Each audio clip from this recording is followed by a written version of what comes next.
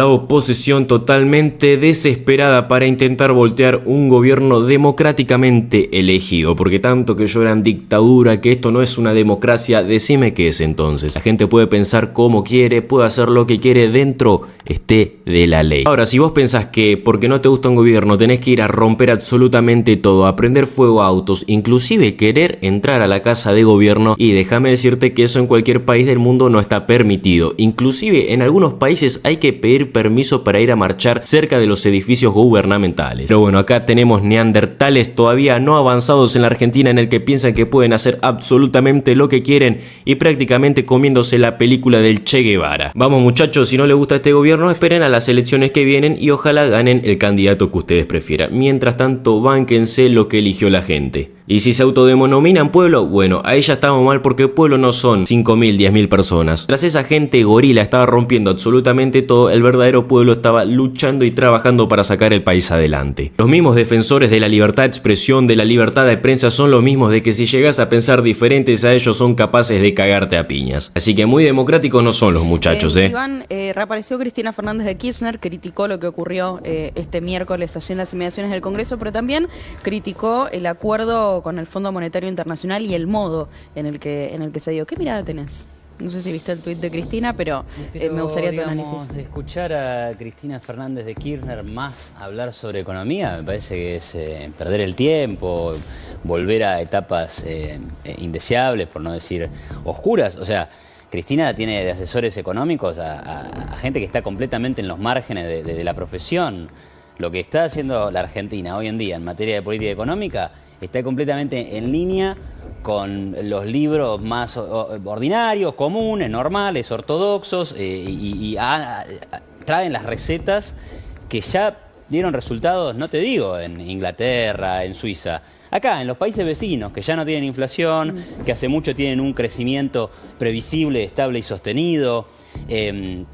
A la economía argentina le va mal desde el año 2011 hasta hoy, producto de las inconsistencias, de los errores groseros de política económica de Cristina Fernández de Kirchner, que ya venían también con Néstor, esta idea de creer que el gasto público estimula siempre la economía y que el gasto hay que financiarlo con emisión monetaria y que la culpa de la inflación la tienen los empresarios que suben los precios. Sí. Todo es flojísimo de papeles, es pésimo el análisis, y cuando te guías con ese análisis cometés grandes errores en la acción política, ¿no? Eso es lo que pasa en Argentina. Vuelvo a la política, don Rossi, que me gustó que él señala algo similar a lo que dijo el presidente, ¿no? Que hay una totalidad, que no nos podemos quedar en los detalles. Ahora, esta gente, la violenta, busca que se reparen los detalles y probablemente detrás de la máscara de la necesidad de los jubilados vienen avanzando como barras, como mafias, y el próximo miércoles amenazan junto con el paro de la CGT del 8 de abril.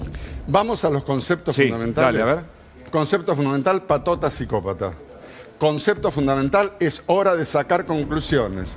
El peronismo es autoritario, el populismo es autoritario. No acepta la democracia excepto que ganen ellos, es decir, no acepta la democracia. Saquemos conclusiones. El peronismo, el populismo es una máquina de empobrecer y es una máquina delictiva. Ya hemos hecho la experiencia durante años. Saquemos las conclusiones, no volvamos a preguntarnos siempre lo mismo, porque si no parece que fuéramos nosotros, digamos, parte del problema. Él menciona la cuestión de la pobreza y el peronismo. ¿Qué análisis tenés vos sobre la pobreza y el peronismo? Y hoy, lo que está pasando con la pobreza hoy.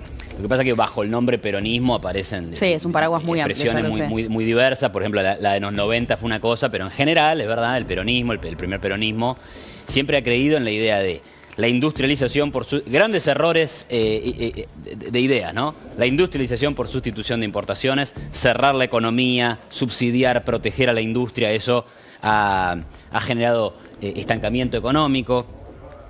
La política redistribucionista, hay que castigar a los ricos para favorecer a los pobres, otra máquina de romper incentivos económicos. Entonces, en la medida que el peronismo utiliza ese tipo de mecanismos, de enfoque, ¿no? Claro, correcto, tiene ese enfoque y toma decisiones económicas con ese libro, Bueno, los resultados son estos. Inflación, estancamiento, precios caros para los productos protegidos, digamos. Es muy extraño que el presidente Trump agarre estas ideas porque realmente, digamos, ya las probamos en Argentina y fracasamos. Te quiero mostrar, Iván, un cuadro que veíamos recién, que tiene que ver con, por supuesto, el tema del que hablamos toda la semana, vinculado a las jubilaciones, ¿no? A ver. Si lo tenemos, lo mostramos, y me gustaría tu análisis, que nos lo expliques vos, obviamente, con tu mirada económica. Y la mirada política de Rossi, que lo veo hoy con síntesis, ¿no? En su narrativa. Recién lo charlábamos con Damián Dipache, ¿no? Y él nos mostraba este cuadro donde hablaba sobre la pérdida del poder adquisitivo en materia de jubilaciones.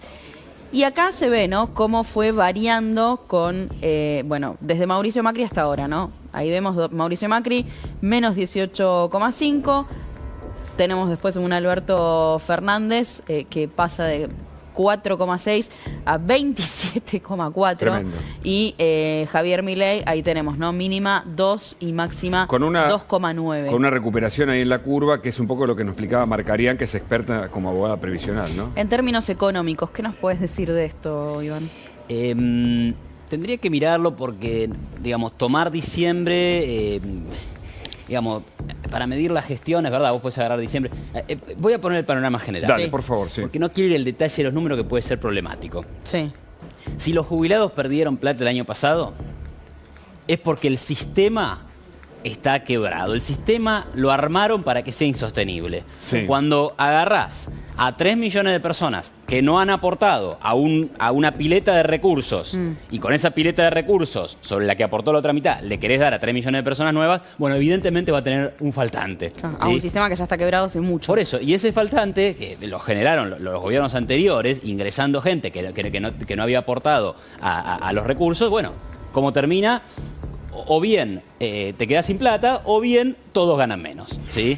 En términos, ¿no? El gasto público en jubilaciones el año pasado empezó perdiendo mucho en términos reales, se fue recuperando a lo largo del año, ¿sí? Y bueno, los datos de Dipache, bueno, muestran un poco que no cayó tanto, ¿no? Pero hay que ver de dónde se toma el inicio. Eso sí. Ahora, Alejandro, a lo del miércoles se suma Grabois, por supuesto, ayer la reaparición de Massa, hoy el paro de la CGT ya anunciado, pero el presidente decía esto, y sobre todo te quiero preguntar qué pensás que puede pasar. A ver, escuchemos. Sí, las paga. Los buenos son los de azul. Y los hijos de puta que andan con trapos en la cara y rompen autos, queman autos y amenazan a toda la gente porque no quieren perder sus curros, esos son los malos y esos son los que tienen que ir presos. Y los vamos a meter presos. Vamos a defender a la República. Porque no es que vienen contra mí, vienen por ustedes. Yo solo estoy en el medio. Escuchamos. No, yo creo que Milei y Bullrich es un equipo de 3 al cual hay que sumarle el votante, digamos, el interesado en que el país crezca y se desarrolle, que ya se cansó de ser amedrentado, psicopateado por la patota y está dando la pelea.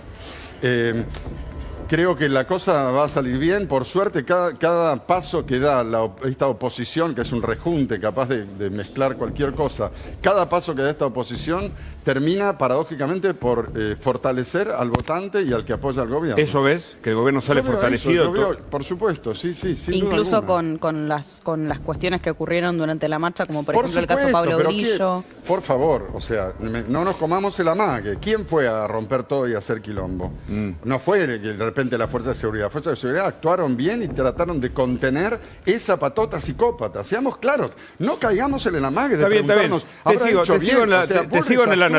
Ahora, ¿cómo debería actuar el gobierno? Como está actuando, con firmeza y claridad, pero por supuesto. Y no permitiendo de ninguna manera los desmanes y la patoteada de los violentos. Me parece que está clarísimo. Me llama la atención que nos estemos preguntando lo obvio. Es hora también de que el periodismo acompañe un poco el proceso del crecimiento del país y dejen de hacerse siempre los desentendidos.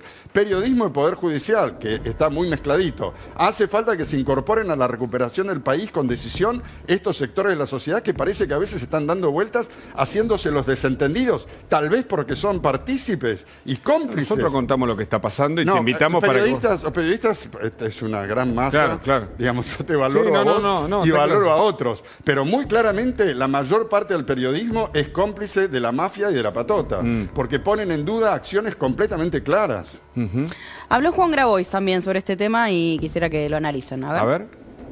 Lo que nosotros no podemos hacer como campo político es después ir a transar. No. No se puede transar. Con esta gente no se vota nada en el Congreso. A esta gente no se dialoga, se la combate. Ellos eligieron el camino del no diálogo. 1 año y medio estuvieron los movimientos populares intentando dialogar por cosas básicas, comida, útiles escolares. Lo encanutan en los depósitos y le pegan a la gente. Se terminó. Ahora es hora de combatir en todos los planos. Bueno, ahí tenés a Grabois, ¿no? Bueno, por debajo de la línea de la comprensión de la realidad. No quiero hablar de dificultades cognitivas, pero sí quiero hablar de una militancia en un relato fantasioso, que es uno de los grandes ingredientes del populismo. Creer en una fantasía y negar la realidad, una y otra vez, que calza con ciertas personalidades un poco patológicas, muy propias también de la normalidad de una sociedad, que terminan haciendo sistema para empobrecer y dificultar la vida de todos. ¿En lo económico? Bueno, digamos, el modelo de país de Grabois debe ser Cuba, la Unión Soviética, entonces también está esa cuestión, ¿viste? Habla de diálogo, si él gobernara no habría diálogo. Lo más cercano que hubo a Grabois fue Cristina Fernández de Kirchner y, digamos, no fueron un ejemplo de república y de democracia, entonces ni de diálogo con la oposición, mucho menos, ¿no? Entonces, ahora, Alejandro, cuando ves reunido a Grabois, aparece Massa, aparece la CGT, los barras, y agitan la calle adentro del Congreso, buscan juicio político, lo que sea. ¿Qué? Conceptos claros, rejunte y patota. O sea, no es gente que respete la democracia. Porque una cosa es lo que se dice, pero lo verdaderamente revelador es lo que se hace.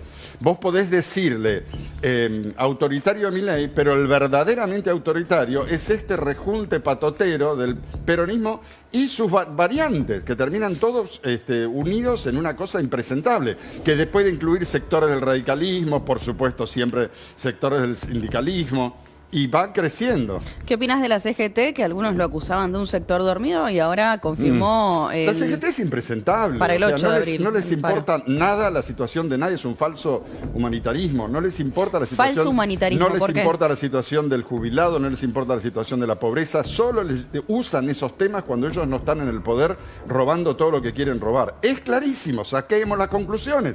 Llevamos años hablando de estas cosas, décadas viendo estos comportamientos. Vamos a hacernos los que no entendemos bien qué es lo que pasa, cortémosla, ¿viste? Iván, ¿y a vos te parece desde lo económico? Porque claro, se terminaron los planes, hay una causa judicial en contra de Beliboni como una muestra de lo que pasaba con esas agrupaciones que manejaban fondos públicos y gran parte de la torta económica de la Argentina, ¿no? Sí, bueno, digamos, a ver, cuando vos llegas a un gobierno con un problema fiscal como el que tiene la Argentina, tenés que encontrar lugares donde recortar, ¿sí? Y bueno, y ahí uno de esos recortes ha sido el asistencialismo, tratar de, bueno, quitar intermediarios y encontrar estos filtraciones, ¿no? Hay un trabajo del Banco Interamericano de Desarrollo, creo que era, que habla de que un 7% del PBI de la Argentina era gasto público, digamos, perdido por ahí, ¿no? Bueno, habla de corrupción, por eso yo me preguntaba, manejo. Alejandro, ¿vos ves que es gente que ve afectados sus propios negocios y por eso reacciona así? ¿Qué es en definitiva lo que vemos? Yo creo que sumaría dos cosas en este intento de buscar ideas claras. Sí, dale. Por un lado, la voz más autorizada respecto de lo que está pasando en la Argentina es la del gobierno, porque es la que, digamos, la versión que resultó más cercana a la realidad. Dijo lo que pasaba y fue pasando lo que dijo. Entonces, la voz a la que yo escucho con más atención no es la CGT, no es la oposición, es la del gobierno. Escucho con minuciosidad los reportajes de Toto Caputo, de Sturzenegger y del presidente, porque dicen cosas que terminan siendo ciertas. A mí me parece esa la voz principal. Y no creo que haya que tener resquemor en decirlo.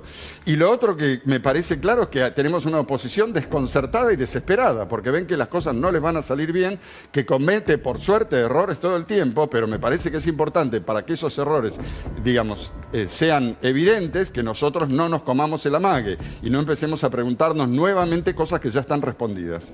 ¿A quién incluís dentro de esa oposición hoy? ¿Quién es la oposición del gobierno? Ustedes lo que quieren es nombres, porque buscan títulos. Yo no vine acá a dar nombres títulos. No, quiero espacios nombres. políticos, Los periodistas son un poco buscarroña, como siempre, pero a mí no me interesa. Buscamos historia nosotros. Está clarísimo. Dale. Está clarísimo.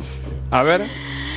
Rodolfo Aguiar Sí. tuiteó también uno que me parece que amigo tuyo, a ver, No debe ser. Rodolfo Aguiar dice, ahora, ATE definió un cese de tareas el miércoles al mediodía para marchar al Congreso, así que se va a sumar ATE, en este caso, a lo que va a ser la marcha del miércoles. La lucha es por los jubilados y en defensa de la democracia, y dice, después de la represión ilegal, está más claro que nunca que la lucha es por los jubilados y principalmente en defensa de la democracia, y habla también de un gobierno que está actuando al margen de la Constitución. Bueno, es un hombre de armas tomar, Aguiar, ¿no? Me parece. Es parte de la patota psicópata. Patota psicópata. Pero que no queda claro todavía. Vamos a seguir preguntándonos. ¿Son patoteros? Desde el trapito hasta ATE. ¿Son patoteros o no? ¿No hay una patota en la sociedad que avasalla al ciudadano común que quiere vivir bien? Sí. La respuesta es sí. No es, ¿habrá una patota? No, hay una patota. ¿Para quién trabaja la patota? ¿Para el desarrollo del país? No. ¿Para quién trabaja? Para sí misma. Claro. Para enriquecerse con negocios sucios. ¡Listo! Permitime conclusiones. Es la hora de sacar conclusiones. Está Luis Majul con nosotros, lo veo porque tiene siempre información importantísima para me encanta Rosich. Sí, hoy está, aparte contra el periodismo. Está encendido. No, a ver, yo comparto muchas de las cosas que dice, sí. Y no contra el periodismo en general. No, pero claro. Hay una cosa en el periodismo, yo a veces me incluyo, así como te digo una cosa, te digo la otra, que uno pierde el eje de la cuestión. A ver, lo que hicieron el miércoles, y yo lo comparto plenamente, lo que hicieron el miércoles fue un ataque a la fuerza de seguridad y una provocación al gobierno. Algunos lo extreman y dicen, bueno, es un intento de golpe de Estado tradicional, sí, algo de lo que le pasó a Macri en diciembre de 2017. Muy bien Macri plantándose en un contexto que podría ser definido como una semana muy complicada del gobierno, y está en un tira de afloje partidario político, y sin embargo se paró donde se tenía que parar. A ver, esto no significa ni festejar a los heridos. De verdad, yo deseo, como toda la gente de bien, que el señor, el fotógrafo que se considera militante, y tampoco es un pecado, está bien. Pablo Grillo se mejore y esté bien. Pero eso no hay que perder el foco de lo que se quiso hacer, porque no es la primera vez que se quiere hacer. Y el problema lo vamos a tener, yo en mi editorial de las 8:30 voy a plantear eso, el próximo miércoles. O sea, el próximo miércoles se va a jugar parte de la suerte del gobierno dentro y fuera del Congreso, entiendo yo, porque se va a discutir el tema del Fondo Monetario Internacional. Por suerte la coalición cívica dijo, nosotros vamos a estar a favor del DNU, y Macri también, y el PRO también dijo, vamos a mostrarnos a favor del DNU, y afuera va a ser, a ver, espero que no, pero puede llegar a ser un desastre de violencia, si es que no lo enmarcan y no lo encuadran como lo tienen que encuadrar. Alejandro, ¿vos pensás que fue un intento de golpe de Estado? ¿Hay un sector? Sí, sin duda alguna. O sea, no quieren llegar a las elecciones de este año porque saben que la van a pasar mal. Pero dos cosas, yo diría. Desastres anunciados suelen no ser desastres. Creo que el miércoles no va a pasar tanto como tememos. Y lo otro es que es un poco injusto que yo venga a hablar más del periodismo justo en La Nación Más, que es el único medio que consumo. Los únicos periodistas que yo veo son los de aquí. Pero la verdad es que llevo años con una especie de bronca contenida respecto del periodismo, sí. Dijo esta semana que odia a los periodistas. Sí, es verdad. Se viralizó mucho pero este video. lo genial es la repercusión que tuvo eso. Un montón de gente dijo sí. Le agradecemos a Iván Carrino y obviamente a Alejandro Rosich. Gracias. Pero otra de las pruebas de que el peronismo huele sangre y se tira fuertemente a tratar de incomodar, para no decir esmerilar o desestabilizar a los gobiernos no peronistas, es que apareció después de 1 año y medio Sergio Massa, Agustina. Apareció Sergio Massa, reapareció, habló obviamente sobre lo que está ocurriendo en estos días a nivel actualidad, dijo que no importan los nombres, pero por supuesto con la reaparición de Sergio Massa vinieron los memes. ¿Y sabés que apareces en uno? Qué raro. Mirá vos, sí, me lo pasaron. Creo que todavía no le agradecimos lo suficiente a Majul por haber liquidado a Massa sangre fría ante decenas de miles de espectadores, dice acá este tuit donde te citan y además publican un video. Triplicaste la inflación desde que asumiste, triplicaste el precio del dólar, el salario de los argentinos, el informal, en el último año bajó el 40%, 100% de inflación, 140% de inflación anualizada, 100% el aumento. La política que ya venía antes, pero tu política generó muchos nuevos pobres. Depende de cómo lo tomen, entre 2 millones y 3 millones de pobres. Vamos a terminar los datos. No, bueno, subió el déficit fiscal. No, error. Sí, no. Error, grave error. Sí, grave error, porque en primer lugar todo eso usted lo está poniendo sobre la mesa. Y termino. Y dijiste, tuve la responsabilidad de estabilizar la Argentina. No le estabilizaste. Perdón, y yo te tuteo porque nos tuteamos desde hace Yo no lo voy a tutear, pero lo que le quiero decir es que esos datos, le faltan 2 datos que entiendo que no se pongan sobre la mesa, pero que cualquier economista serio los pone sobre la mesa. Ah, era larguísimo eso. Sí. Perdón, lo podemos tomar de varias maneras. Una con humor. Y no me mueva la cabecita, me decía. Yo muevo la cabecita siempre. El que me ve sabe que muevo la cabeza. Segundo, los 2 datos que dice que faltaban, le quería adjudicar a Macri algo sobre la deuda externa. Me dijo que me iba a mandar los papeles y nunca me los mandó. Quiero aclarar por las dudas. Pero después, perdón, no importo yo, que no me deje mentir Iván Carrino. Hablemos sobre datos de la realidad, ¿no? El gobierno Alberto, de Alberto Fernández, de Cristina y de Massa fue desde el punto de vista económico y de otros también, ¿no? Para mí el peor gobierno de la historia reciente, Iván, ¿o no? Iván. Bueno, puede ser, pero además quiero agregarle que diciembre y enero, digo, para hacerlo corto, ¿no? Porque podría seguir, pero diciembre y enero del 2023 y enero del 2024, esa altísima inflación de 25% mensual en diciembre, y creo que fue del 13, 14 en enero, o del 20 de enero, fue del 20 de enero, eso respondió a toda esa pelota que armaron, esa bomba que dejaron con el dólar a 300, la brecha del 200%, y toda la emisión monetaria y el gasto público que se había hecho antes. Entonces, cuando uno habla de, no, los jubilados sufren cuando hay un fogonazo inflacionario, pero no existe un fogonazo inflacionario si vos antes no generás las condiciones para que eso sea inevitable, ¿sí? Y lo que pasó a fines de 2023, cuando Massa terminó su gestión, fue eso, o sea, llegamos a una situación insostenible que no podía ser solucionada de otra forma. Entonces, la culpa de eso no la tiene el que viene y abre la caja, sino el que puso el problema dentro, ¿no? Y si si faltara alguien, ¿quién reapareció? Fue Cristina Hace un ratito, ¿no? De Kirchner. Hace un ratito, ¿no? Luis Gasulla, buenas noches. Buenas noches para todos. Sí, efectivamente. Cristina Fernández de Kirchner reapareció con un extenso tuit que arranca con el clásico... un nuevo Chemilei, con el enésimo Chemilei. Exacto. Y tiene un párrafo muy, bueno, no vamos a utilizar calificativo, sobre los jubilados y lo que pasó el miércoles. Mirá, dice específicamente, y de la que tenía sentada a tu izquierda, mejor ni hablar, dice Cristina. Tu ministra de Seguridad, ex montonera, ex menemista, ex cabalista, ex de la ruista, ex macrista, ex, y esto es fuerte, fue un ex ser humano. ¿Me querés decir cómo podés hablar de casta teniendo sentada a esa mujer y mandás a palear viejos y a fusilar a un fotógrafo que aún lucha por su vida? Entonces, bueno, fijémonos el archivo. Fuimos al archivo. ¿Qué decía Cristina anteriormente sobre el derecho a protestar algunos años atrás? Mirá, escucha. Todo el mundo tiene derecho a protestar, pero no cortando las calles impidiendo que la gente vaya a trabajar. Y no complicándole la vida al otro. Creo que vamos a tener que legislar sobre una norma de respeto y convivencia urbana donde todo el mundo proteste. Miren, no pretendo que sea como en Estados Unidos. Vamos a tener nosotros que legislar y la justicia fundamentalmente actuar ante estos casos porque no podemos solos organizar las cosas. Mirá qué criteriosa en ese momento, Cristina, ¿no? Como presidente. Distinto, claro, ¿no? bueno, una cosa es el derecho de protesta, otra cosa es que te incendien en la calle, ¿no? Que rompan todo. Que rompa patrulleros, que le peguen a los policías. ¿Ustedes vieron el video, perdón, no? ¿Vieron el video del policía corriendo y metiéndose en un Carrefour porque lo rompían todo, lo morían, con miedo de que lo mataran? Claro. Dale, mucho, ¿no? ¿Qué sé yo? Porque además no están armados los policías, Obvio, tienen obvio. esos disuasorios. Y el que le pegaron después de tirarle la moto, que también lo acorralaron en una esquina, digo, Claro para que mostrar sí. algunos hechos que muestran la violencia. Mirá, ¿no? a propósito, me acaba de llegar un material que creo que se lo pasé a la producción sobre la primera encuesta que incluye una pregunta, con respuestas, ¿no? Con resultados, que incluye una pregunta sobre lo que pasó el otro día y la mención de lo que se denominan barras bravas, ¿no?